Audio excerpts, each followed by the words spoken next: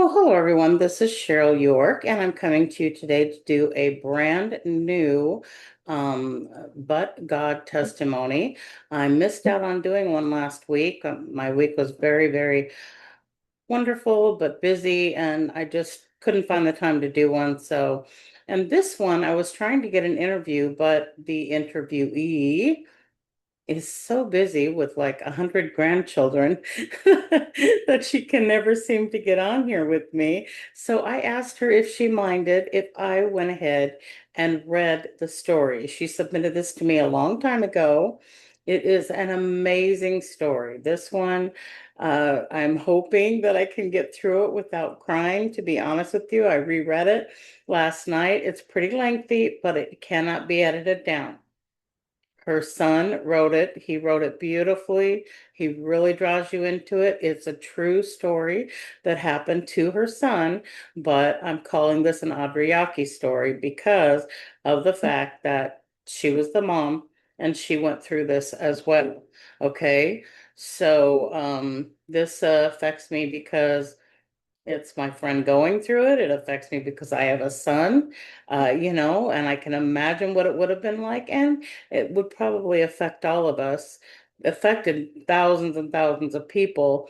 It was the Boston Marathon in 2013. It affects you because of terrorism, because of it was sporadic back then.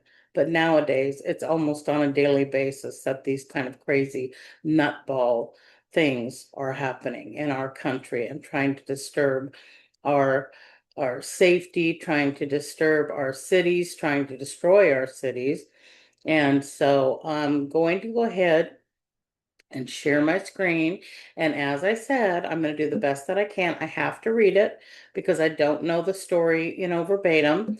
And I'm going to do the best that I can. I've got my Kleenex ready. Bear with me if I end up crying. I'm going to do my best not to, okay? Let me get my coffee a little bit closer to me so that I can get a drink if I need to. And let me go ahead and share my screen. Again, you're going to find this on my But God blog. Make sure, yeah, I've got that right.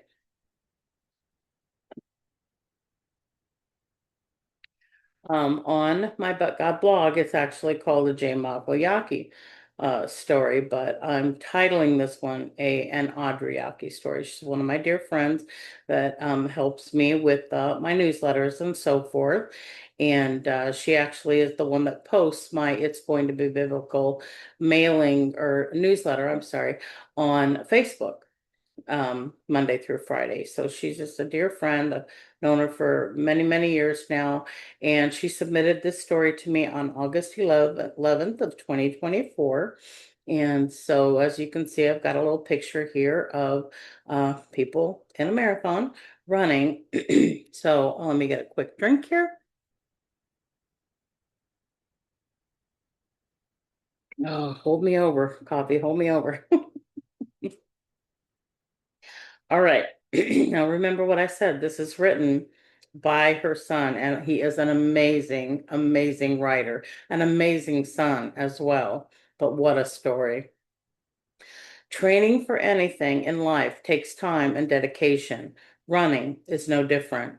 While I may not be a professional athlete, it was a goal of mine to reach the high ability and potential of a runner I had been gifted with. That meant putting in miles upon miles in every condition possible, including watching my nutrition intake, but also trying to push my body to its limits. I also always said I never wanted to run a marathon, ever. I was an 800 and mile guy in track, and that was a huge jump. Until one day I knew I needed to challenge myself. As I said, an amazing child, son. You see, if I was going to run a marathon, it wasn't going or just going to be for the sake of running one and checking it off the bucket list. I wanted to be competitive and see what I could accomplish. So I set my sights on Boston. Boston is a unique race in that not just anyone can register and run. You have to qualify, meeting a standard that is set by the Boston Athletics Association. This makes the race truly an elite one and is the most sought after marathon to compete in the world. I qualified for Boston after running the Toledo Glass City Marathon in April of 2012 with a ninth place finish and a time of 2 hours and 47 minutes, bettering the qualifying time of 3 hours and 5 minutes by almost 20 minutes. The day after I started setting my goals and desires for Boston, with official training beginning on Christmas Day, 2012. Can you imagine? While most people are at home opening presents, this guy's got such a goal that he starts training on Christmas Day. Amazing.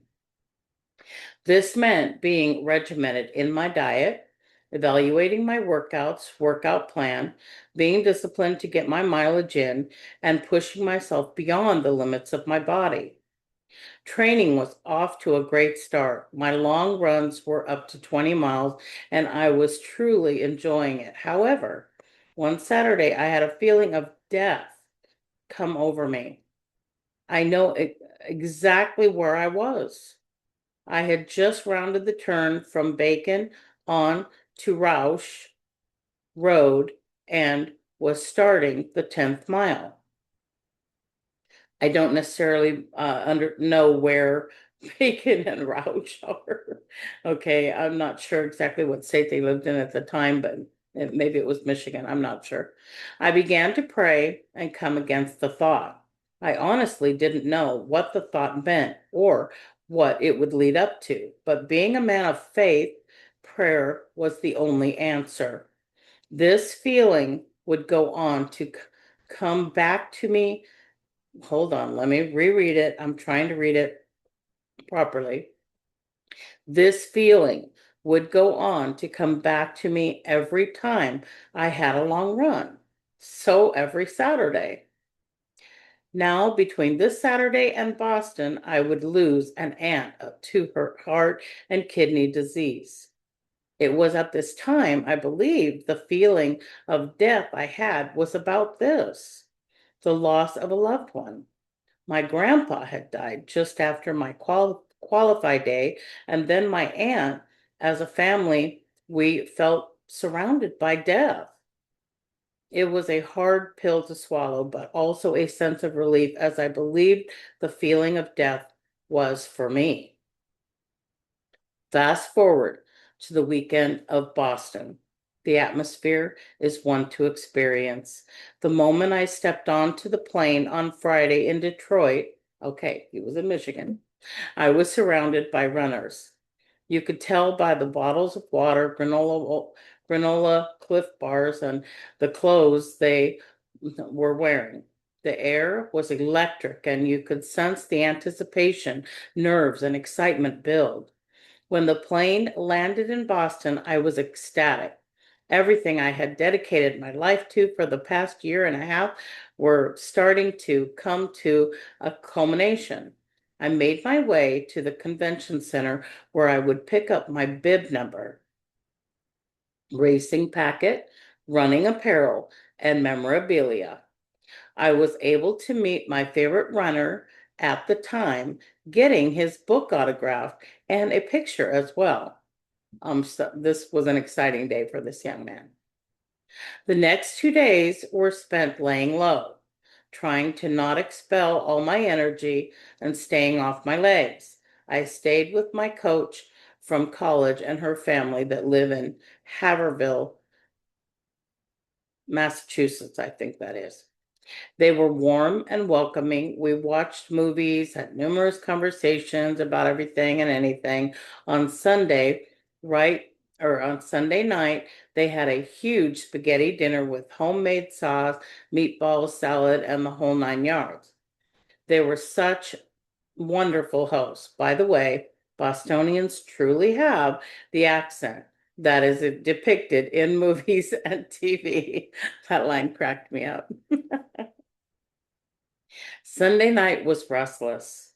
The wondering how the race would go played out in different scenarios in my mind. I wondered if I had done enough training, if my body would hold up. It was only my second marathon ever. Would the infamous Heartbreak Hill get me?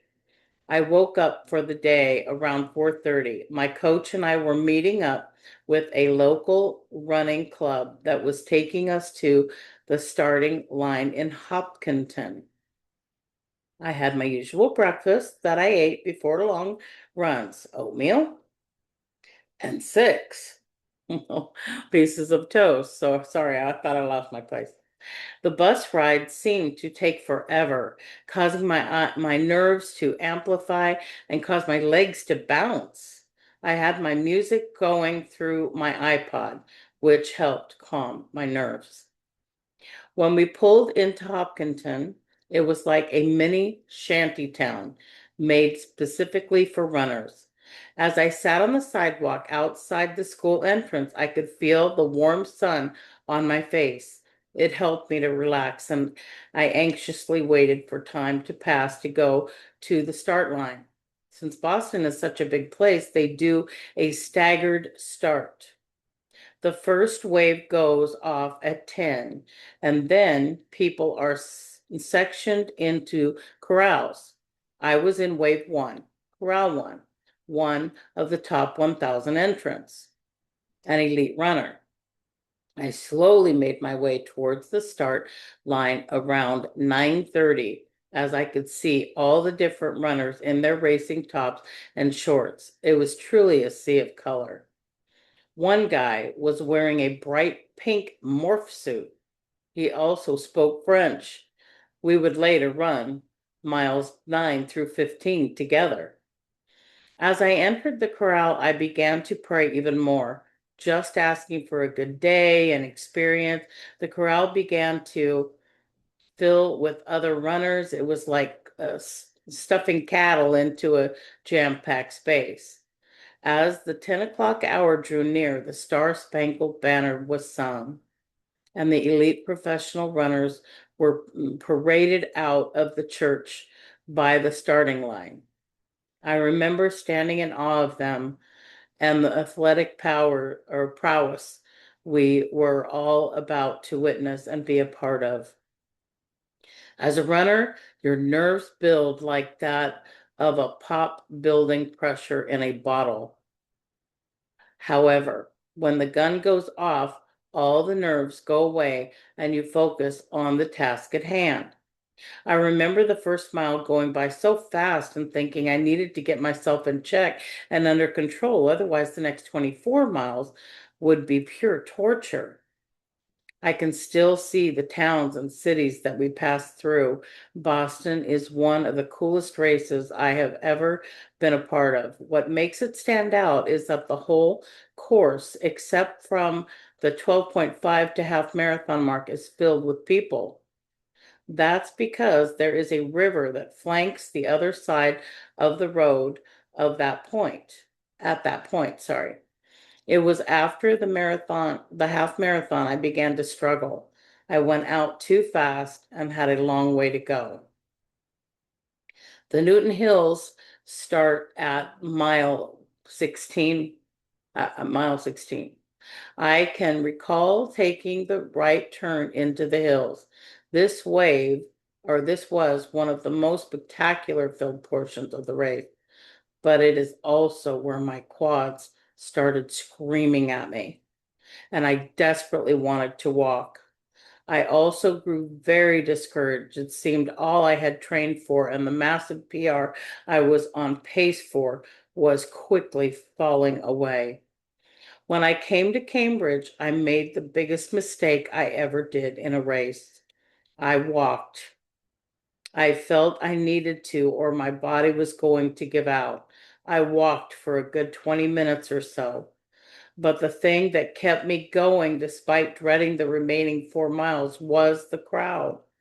It was still filled with energy and excitement. Strangers who I will never see again, kept calling out my bib number. encouraging me to finish. I can see the train rushing by the spectators trying to reach the finish line at Copley Square. I wondered if they would beat me there. I contemplated dropping out, but I persevered and found within me a strength I never knew and haven't experienced again to this day. I pressed on to reach the finish line. I remember all of a sudden being at mile 24 and thinking 2 miles is nothing. Turning onto Boylston Street was exhilarating. It gave me hope that I was almost done. The last point two of the race was literally the best. I could feel my legs screaming at me even more, begging me to stop. I actually came up to the left side of the Boylston, something I remembered later. When I finally crossed the finish line, tears of joy, pain, and exhaustion streamed down my face. I was so relieved to be done. Being handed my medal for conquering the infamous Boston Marathon is something I will never forget. But what quickly should have been a celebratory moment changed forever. Oh boy. Let me get a little drink here.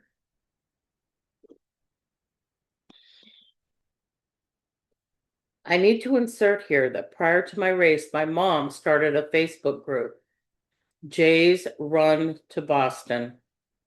It was dedicated to prayer and encouragement. One friend even commented after the bombing that Audrey started a prayer group for the marathon, when in reality, she started a prayer group to cover and save Jay's life. My parents were not able to go to Boston with me. It was part of the original plan, but due to certain events, they had to cancel their plans. Knowing my mom, I believe she would have been in the vicinity of where the bomb went off. We firmly believe that this group and their prayers saved not only my life, but countless others. We never know what our prayers are covering, praying for, or against. I had finished the race a little after 1. After meeting up with my coach after her race, we slowly and painfully walked to a hotel a mile or so from Copley Square. Literally, as I put my hand on the door handle, we heard the bombs go off. Not knowing what it was, we figured it was a Patriots Day celebration and we went into the hotel. As we reached the 13th floor and the running club we joined, the room was filled with a sense of accomplishment, food, laughs, and tears as we shared our racing stories. We all took turns taking showers and getting massages. The huge blisters on my incredibly swollen feet we're thankful for that. The mood and the atmosphere quickly shifted. I came out of the bathroom from my shower to read the TV screen out loud. Bombs go off at Copley Square, and the room went silent. Mid-sentence for some, you really could have heard a pin drop. People were at a loss for words. Some cried, some sunk down onto the floor in disbelief. I can feel it coming on. We're not going to cry. All right. That's when my phone started going off like crazy. I had text messages, phone calls, voicemails, Facebook messages, you name it. All people trying to get a hold of me to make sure I was okay and safe. I couldn't answer them all, so I resorted to answering and to only call my parents. However, 13 ABC, a local news station from home, called somehow. They knew I was there. I took their phone call to make sure good, factual information was getting out there. I left the hotel room to take the call and headed outside. When I walked out of the hotel, what was a once a booming and bustling city turned into a ghost town. All you could hear were sirens in the distance, but not a single person or vehicle could be seen. As I walked back into the hotel, I learned the whole city was on lockdown. Hotels and buildings were told not to let anyone in unless they had reservations. The airport was shut down, and there were rumors of other bombs in the city. When I looked back to the room, everyone was sitting with their duffel bags in the hallway, unsure of what the next hour would bring. All of a sudden, I felt an urgency from God to get to the airport. So I grabbed my stuff, said goodbye to my coach and her family, and made my way to the shuttle. When I got to the shuttle, which was the first and the last sent to the airport, I found two other men in there. They happened to be the race and health director of the Houston Marathon. This was just a cool experience of being able to speak with them for 20 or 30 minutes. When I arrived at the airport, they had just reopened TSA, but it was still a ghost town. I made the decision to get right in my gate and sit and wait for my flight out. As I sat waiting, I had a view of the city of Boston and its magnificent skyline. But what made it feel unsafe and sent my heart racing was that the Coast Guard, police, and other military helicopters were circling the city. If I remember correctly, there were somewhere between 5 to 8 at this time. About 2.5 to 3 hours had passed since the first bomb went off. What's shaking to this day is that this moment it was still unclear what all the damage and carnage had been done at the finish line and how many lives had been lost. All we knew was that the madmen were running loose in Boston. I remember this distinctly. All I could do at that moment was try to digest what had happened. It was in that moment of quiet I shed the first of many tears in the coming days. In all honesty, I still get choked up thinking or talking about the day. Side note, the movie Patriot Day is a great depiction of what happened that day, minus the language. I bawled watching it. Anyway, in the airport, I was able to start responding to some messages. The amount of love and well wishes I received that day have yet to be matched. I know people care for me, but that day, many people reached out and shared their concerns. Toward the 6 o'clock hour, the airport began to become more busy as marathoners and other travelers made their way to their scheduled flights.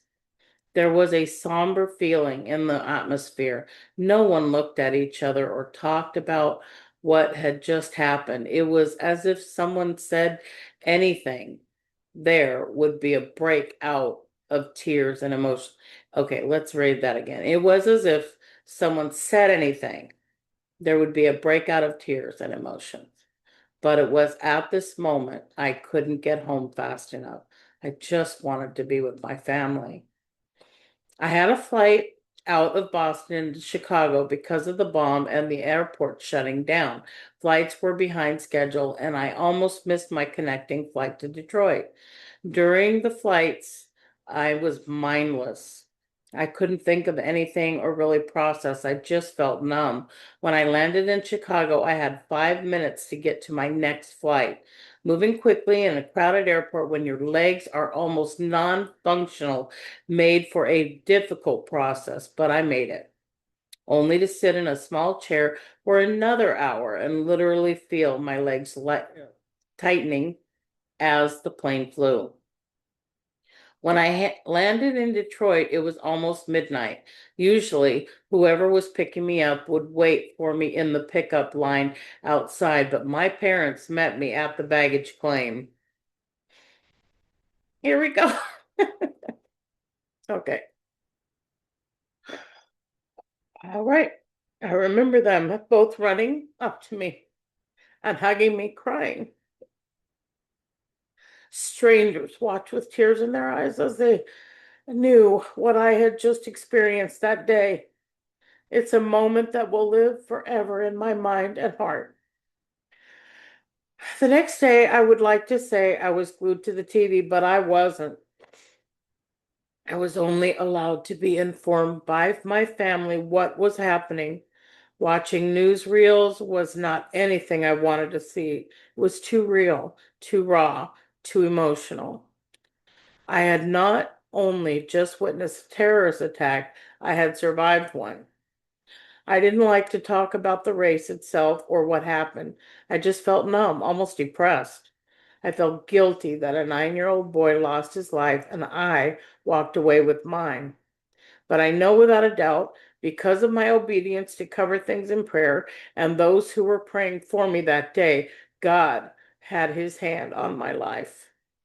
I was interviewed by the local TV station regarding my experience, putting everything in perspective and giving God the glory for my life gave me the courage to speak.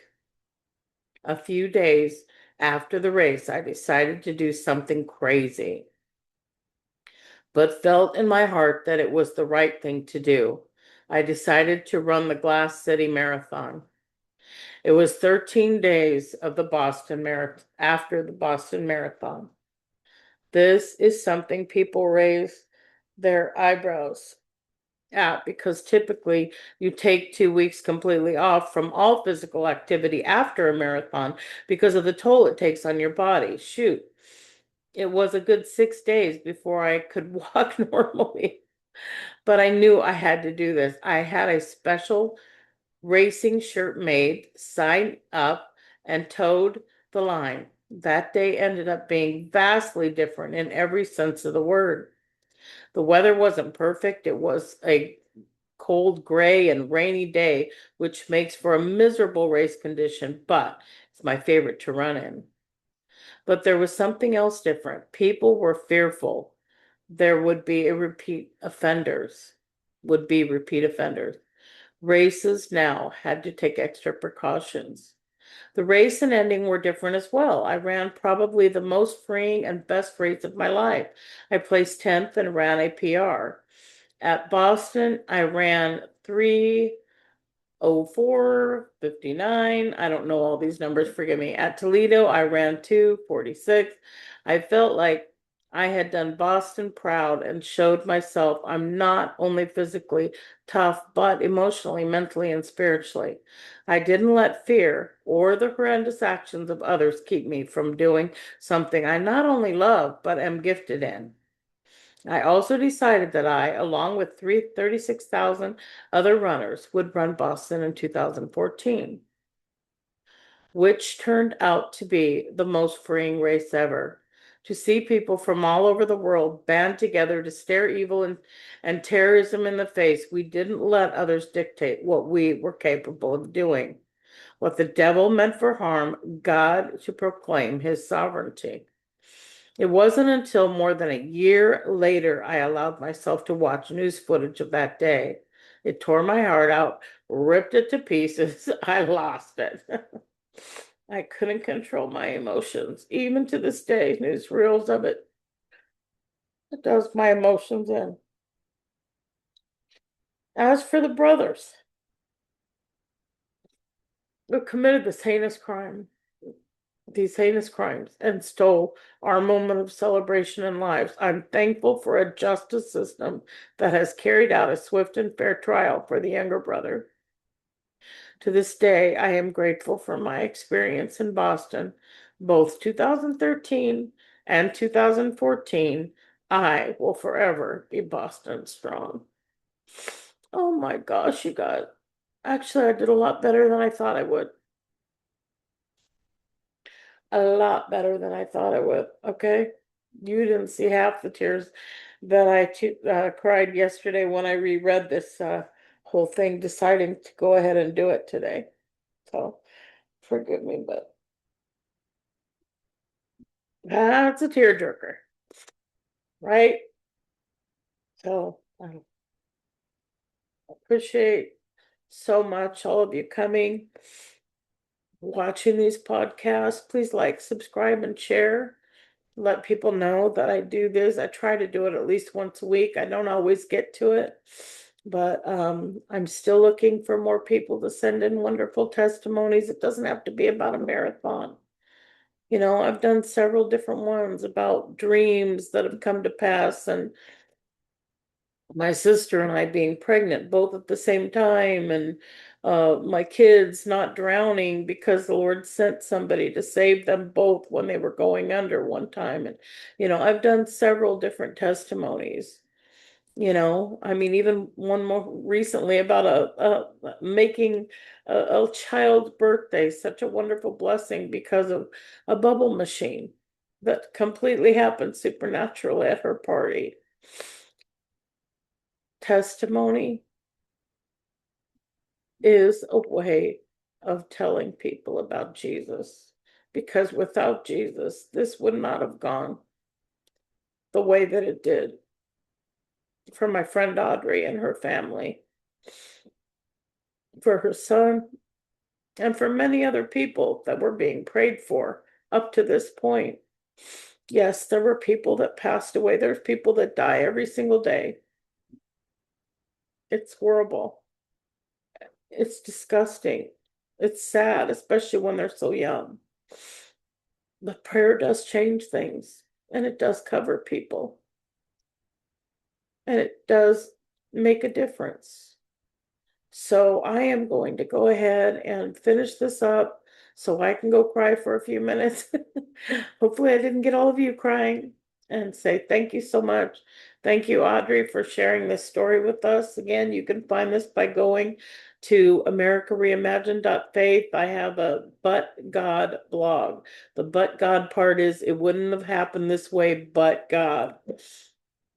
So please, go ahead and go over. You can read many of these. And of course, I don't know how many now I've done, probably a good 8 or 9 of these already. But God testimonies that are on my YouTube channel. I put them on YouTube, I put them on Rumble, and I even put them on my husband's War Eagles United YouTube channel. So, you know, definitely check them out, share them with somebody, somebody that needs hope, somebody that needs faith, somebody that doesn't really believe God works in the midst. The story written by her son, Audrey's son, is just amazing. Amazing story. Amazing, amazing young man. Thank you all. Bless you all for coming. Bye bye for now.